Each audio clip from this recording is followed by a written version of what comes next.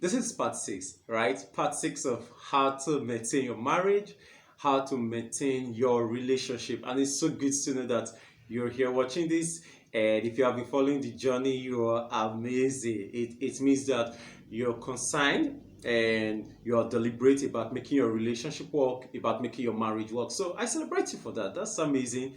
That is very, very cool. So today on part six on how to maintain your relationship, how to maintain your marriage, I'll be talking about shared activities. See, every one of us, we all have to see how we have activities that we get to do with our spouse, right?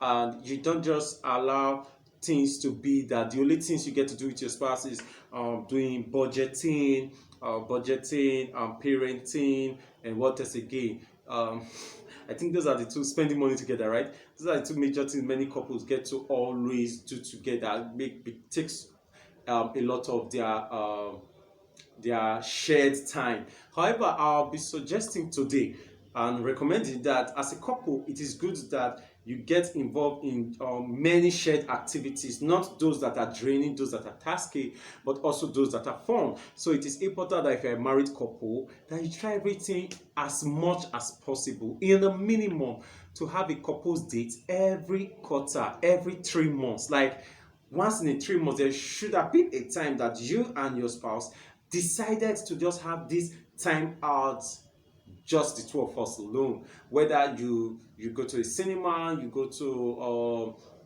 an eatery, you eat, or you go out to do some games, you go out for a picnic, just the two of you. And not just that, also in the house, like what we do in my marriage, like what we do in our house is that we try everything possible to ensure that on Saturdays and on Sundays, we don't put on the TV. We try everything possible to do that, not just for ourselves, but also for the kids. So what we do is something simple. We bring out all the different board games. So every board game that we see, every board game that we like, we try to buy them. We try to have them in our house. So make that day board games. So we try to do board games together. Now, praying together is also part of shared activities. Going to church together is also shared activities. There's something that I was doing last year that was very funny. Like we were heavy, we were expecting our second son, and this was one thing. When I go to church, sometimes I'll go to church from work, and I noticed that my wife was not in church. She couldn't come to church maybe because she was tired and the rest from being heavily pregnant. Guess what? I will leave church and go home. They know me that anytime I come to church and my wife is not in church, I'll go back home. They say, why? I said, see, it is my family. I cannot be in church. And my wife is not in church. And my family is not in church. Econ is not in church. So what do I do? I'll go back home. And this is what we are all supposed to be doing. This is how we are all supposed to be relating and doing things. Why do I do that? To ensure that we are always at the same page. We always get things we do together. So if you're always going to church and your family is not always going for there with you, then there's a problem. If you're always going out, you're always having fun.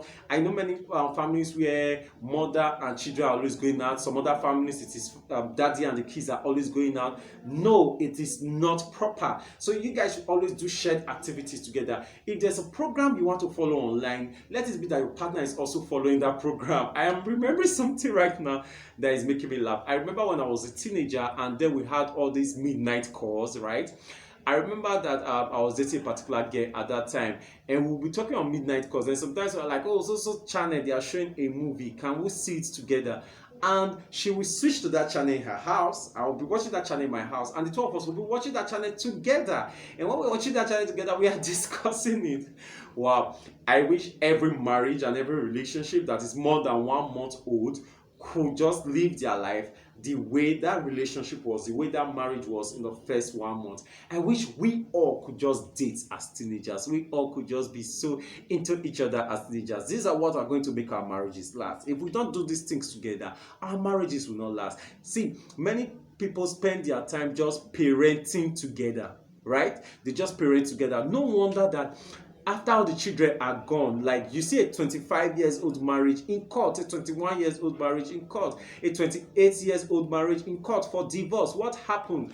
By the time the children left, the couple discovered that they had nothing again. They had nothing between them. Why? They did not maintain, they did not develop, they did not do shared activities together.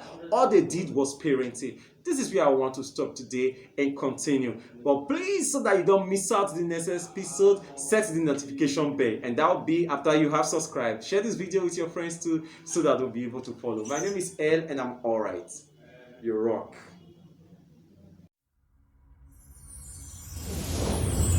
Thank you.